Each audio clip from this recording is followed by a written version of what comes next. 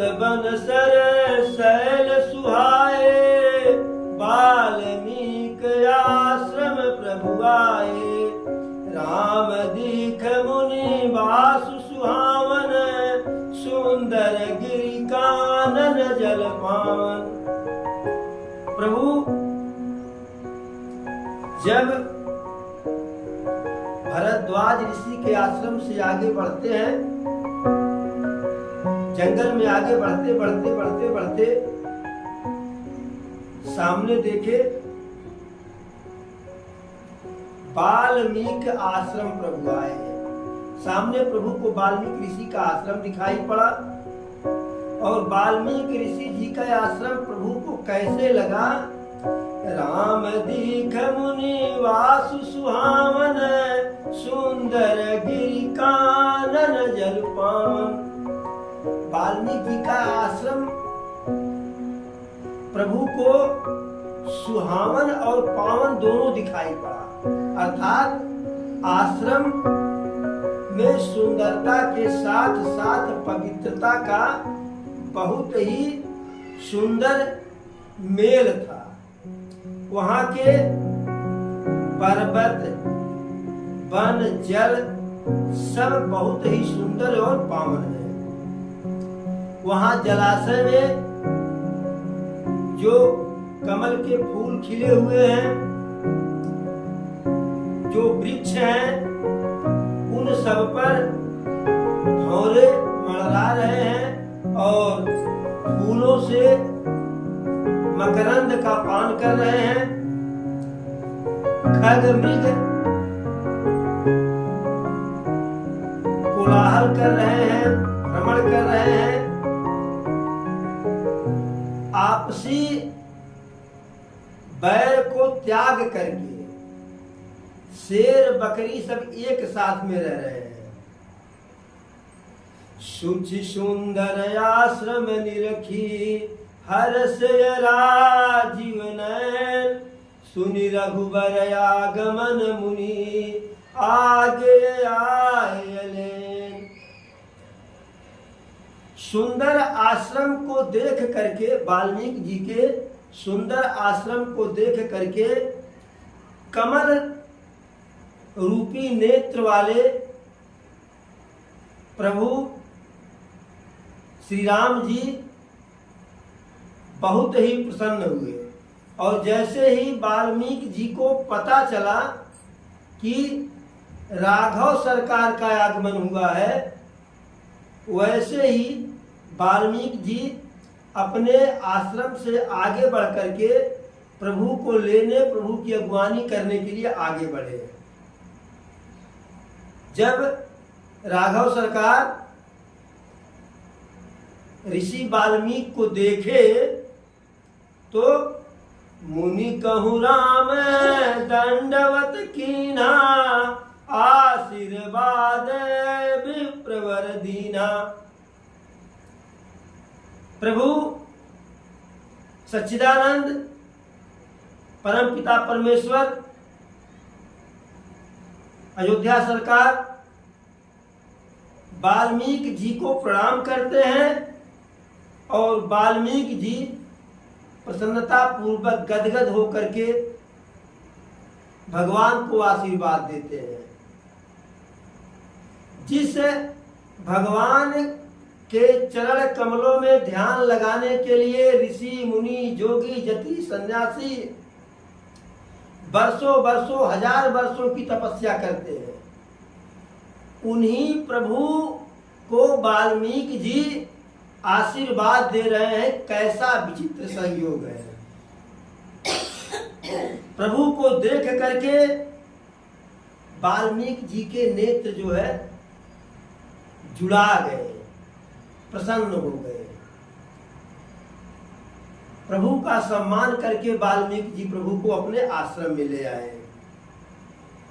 प्राणों से प्रिय प्रभु के रूप में अतिथि को पा करके एकदम प्रसन्न है वाल्मीकि जी। उनके जलपान के लिए बहुत ही मीठे मधुर स्वादिष्ट कंदमूल फल को मंगाए। प्राण प्रिय अतिथि क्यों? अतिथि वह कहलाता है कि जिसके आने की कोई तिथि नहीं, जो बता करके आते हैं, प्लान के तहत आते हैं, योजना बना करके आते हैं कि फला दिन आपके यहाँ पहुंचेंगे, फला समय पर। हम उन्हें अतिथि नहीं कह सकते हैं, उन्हें रिश्तेदार कह सकते हैं, मित्र कह सकते हैं, संबंधी कह सकते हैं। जिसके आने की कोई तिथि कोई समय पूर्व से निश्चित न हो, अचानक जो आवे उसे हम कहते हैं अतिथि, अर्थात बिना तिथि के। सिय सौमित्र राम फल खाए, तब मुनि आश्रम दिए सुहाए। वाल्मीकि जी के द्वारा प्रदान किया गया स्वादिष्ट मधुर कंदमूल फल प्रभु लक्ष्मण भैया और सीता मैया के साथ बड़े प्रेम से खाए। जैसे सबरी माता के जूठे मीठे बेर को प्रभु खाए थे, उसी प्रकार वाल्मीकि जी के द्वारा स्वादिष्ट और मधुर कंदमूल फल को बड़े प्रेम से प्रभु खाए। जैसे विदुर के घर विदुर की पत्नी विदुरानी के हाथ से केरे का छिलका कन्हैया खाए थे बड़े प्रेम से, वैसे ही उसी प्रेम से वाल्मीकि जी के द्वारा अर्पित प्रदान किया गया कंदमूल फल प्रभु राम खाए। जब कन्हैया से कहे कि दुर्योधन बोला कि आपके भोजन की दिव्य व्यवस्था हमारे यहाँ है राजकीय सम्मान के साथ, तो प्रभु कहे भाई देखिए भोजन 3 जगह किया जाता है, 3 कारणों से। प्रभु कहे भोजन 3 कारणों से किया जाता है। दुर्योधन बोला कौन 3 कारण? प्रभु कहे कि पहला कारण भाव, दूसरा कारण प्रभाव और तीसरा कारण अभाव। अगर यह तीनों कारण हो तो अति उत्तम है, और तीनों न हो तो तीनों में से एक न एक कोई कारण चाहिए। तो दुर्योधन बोला कि अब बताइए। प्रभु कहे कि भाव हो तो भोजन करना चाहिए, तो तुम्हारा वह भाव नहीं हमारे प्रति है कि तुम्हारे यहाँ भोजन हम करें, क्योंकि तुम मुझ में श्रद्धा नहीं रखते हो। तुम्हारी श्रद्धा स्वाभाविक रूप से, तुम्हारा प्रेम, तुम्हारा समर्पण मेरे प्रति नहीं है। यदि किसी का समर्पण भगवान में हो जाए तो क्या किसी पर स्त्री को नग्न करने का प्रयास करेगा? भगवान में समर्पण भगवान के भक्त का ही होता है, और भगवान का भक्त क्या किसी स्त्री पर नारी के क्या कहते हैं लज्जा को नष्ट करना चाहेगा? कदापि नहीं। तो कन्हैया कहे कि भाव है नहीं। कहे नंबर 2 पे आता है प्रभाव। तो तुम्हारे पास हस्तिनापुर का राज्य है, तुम्हारे राज्यसभा में एक से एक बड़े से बड़े योद्धा हैं, भीष्म पितामह जैसे, द्रोणाचार्य जैसे, कृपाचार्य जैसे, अश्वत्थामा जैसे, कर्ण जैसे। तुम स्वयं एक श्रेष्ठ गदाधर हो, लेकिन इसके बाद भी तुम्हारे इन सारे आडंबरों का हमारे ऊपर कोई प्रभाव नहीं पड़ने वाला है। तो न भाव है तुम्हारे पास, न तो तुम्हारा प्रभाव हमारे ऊपर है। और तीसरा रह गया कारण की अभाव, तो हमारे पास कोई अभाव भी नहीं है कि भूखे हुए हैं कई दिन से तुम भोजन करा दो। तो तीनों कसौटी पर तुम खरा नहीं उतरते हो, हम तुम्हारे यहाँ भोजन नहीं करेंगे, भोजन करेंगे विदुर जी के यहाँ। विदुर जी के यहाँ वहां से चल दिए। क्योंकि विदुर जी हस्तिनापुर राज दरबार में वहां के मंत्री थे। कन्हैया तो शांति का दूत बनकर के आए तो वो निकल लिए, लेकिन विदुर जी तो तभी निकल सकते हैं कि जब सारा कार्य जो है सिद्ध हो जाए राज के दरबार का। अब कोई कार्य शेष न हो आज के लिए, शेष कार्य जो हो कल के लिए। जब राजा वहां से उठेंगे तभी वो जा सकते हैं। तो विदुर जी को विलंब हो गया। अब जैसे जो है विदुरानी काकी देखी कन्हैया को, मारे प्रेम से हाथ से दौड़ी, अरे कृष्ण तुम आ गए हमारे यहाँ, आओ आओ आओ आओ आओ।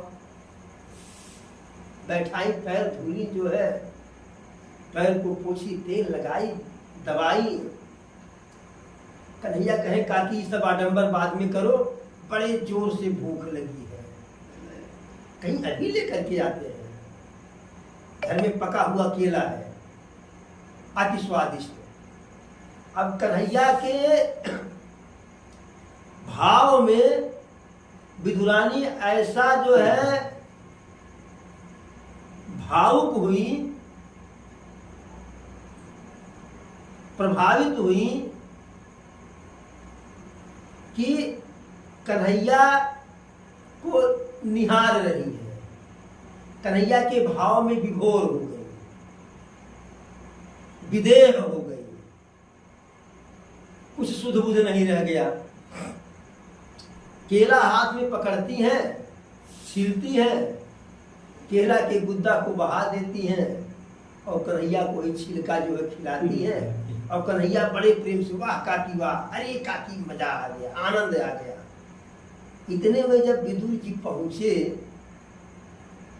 अपने घर, देखे कन्हैया बैठे हुए हैं चारपाई पर, हमारी धर्म पत्नी उनको खिला रही हैं। तो यह देख करके तो विदुर जी बहुत प्रसन्न हुए कि अपने हाथ से खिला रही हैं, जैसे छोटे से बच्चे को लोग खिलाते हैं। लेकिन जब और आगे बढ़े देखिए तो छिलका खिला रही है। तो कहीं अरे विदुरानी देवी है, क्या कर रही हो? कहे क्या हुआ? तो विदुर जी कहे, महात्मा विदुर, कि अरे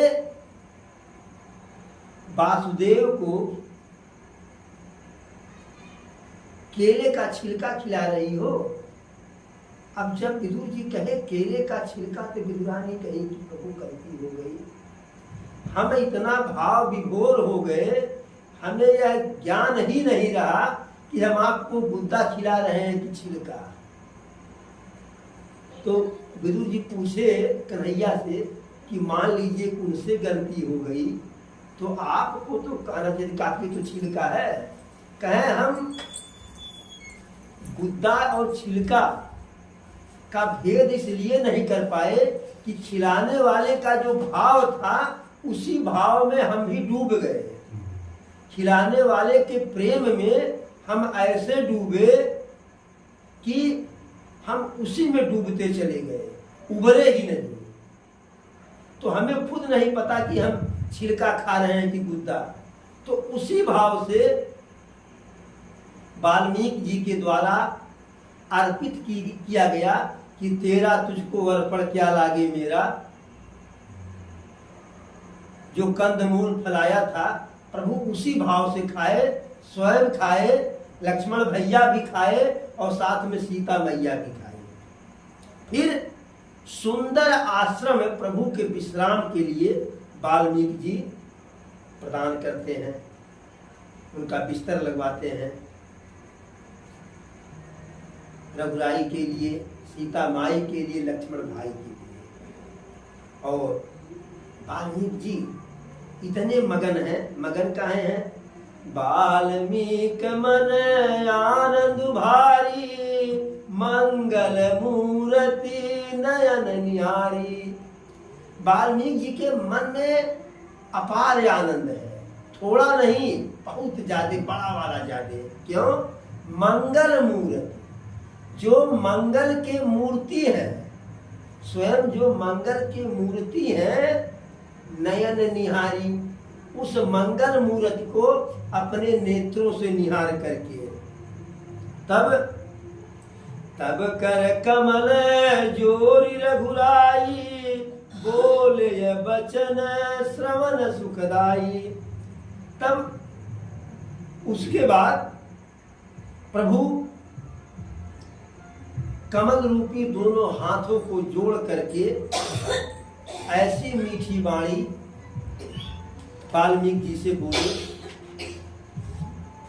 दोनों हाथों को जोड़ करके, कि जो सबके कानों को सुख दे, आनंद दे। कहते हैं कि हे ऋषिवर, आप त्रिकालदर्शी हैं, आप त्रिकालदर्शी हैं, पूरा संसार जो है आपके लिए वैसे ही है कि जैसे हाथ पर रखा हुआ बेर या आंवला।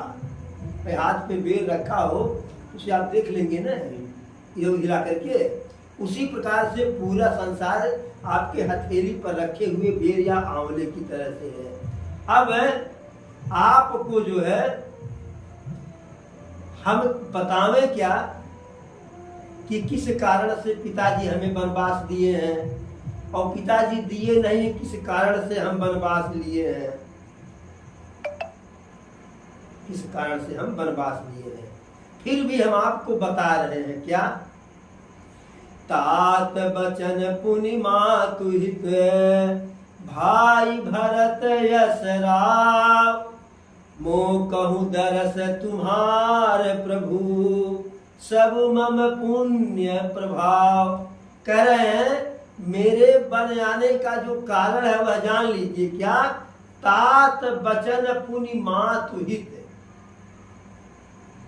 पहला कारण पिताजी का आदेश, दूसरा कारण माता का हित, माता कैकेयी उसी में अपना जो है हमारे बन जाने में ही अपना हित मानती थी। फिर भाई भरत यश राव, भरत जैसा प्रिय भाई राजा बने। यदि मैं अयोध्या में रहता तो मेरा भरत हमारे रहते कदापि राजा नहीं बनता, चाहे हम स्वयं बनाते। तीन कारण हो गया। चौथा कारण क्या कह रहे हैं? मोह कहूँ दरस तुम्हारे प्रभु, और हे प्रभु आपका दर्शन मुझको मिलना था। सब मम पुण्य प्रभाव, यह सब हमारे पुण्य का प्रभाव है, जो हम जन्म जन्मांतर से जो तपस्या किए हैं, पुण्य अर्जित किए हैं, उस सबका यह प्रभाव है कि आपका सुखद दर्शन हमको मिलना था, इसलिए हम बन आए हैं। फिर कहते हैं प्रभु कि हे मुनिवर, अब आपके चरण कमलों को देख लेने के बाद हमारा जीवन धन्य हो गया। जिस भगवान के चरण कमलों के धूल के लिए कठिनता से चरण धोकर मिला कुछ बिंदु विधि हरि को, कठिनता से चरण धोकर मिला कुछ बिंदु विधि हरि को, वो स्वयं केवट के घर जा करके चरणोदक लुटाते हैं।